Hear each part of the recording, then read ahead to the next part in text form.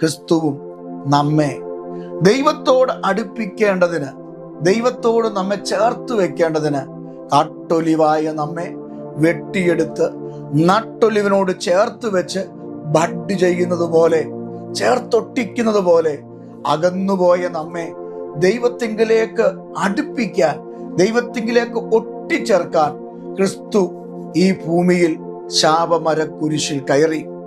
നീതിമാനായി നീതികെട്ടവർക്കു വേണ്ടി പാപനിമിത്തം ഒരിക്കൽ കഷ്ടമനുഭവിച്ചു. എൻ്റെ പ്രിയപ്പെട്ടവരെ, എൻ്റെ കർത്താവ് നീതിമാനാണ്. എന്നാൽ നീതികെട്ടവർക്ക് വേണ്ടി, അതായത് നീതികെട്ട നമുക്ക് വേണ്ടി, ഒരു നീതിയുമില്ലാത്ത, വിശുദ്ധിയില്ലാത്ത, വേർപാടില്ലാത്ത, സൽഗുണമില്ലാത്ത സാർത്തരും പാപികളും ദോഷികളും ഒക്കെയായി ദൈവത്തിന് അന്യരായി നിന്ന നമ്മെ ദൈവത്തിങ്കിലേക്ക് അടുപ്പിച്ച് അബ്ബാ പിതാവേ എന്നുള്ള പുത്രത്വത്തിന്റെ ആത്മാവിനെ നമുക്ക് തന്ന് ഏത് സമയവും കൃപാസനത്തോളം അടുത്തു ചെല്ലാനുള്ള അധികാരം തരേണ്ടതിന് ക്രിസ്തു നീതിമാനായി ഈ നീതികെട്ട നമുക്ക് വേണ്ടി പാപനിമിത്തം, ഏത് നിമിത്തമാ? പാപനിമിത്തം ഒരിക്കൽ കഷ്ടമനുഭവിച്ചു.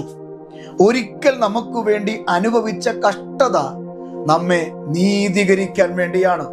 അങ്ങനെയെങ്കിൽ എൻ്റെ പ്രിയപ്പെട്ടവരെ, 1 പത്രോസ് പറയുകയാണ്, 1-ാം അധ്യായം, ആമേൻ, 1-ാമത്തെ ലേഖനം 3-ാം അധ്യായം 15 പറയുകയാണ്, പിതാവിങ്കിലേക്ക് നമ്മെ അടുപ്പിക്കാൻ വേണ്ടിയാണ് ക്രിസ്തു ശാപമരക്കുരിശിൽ കയറിയത്.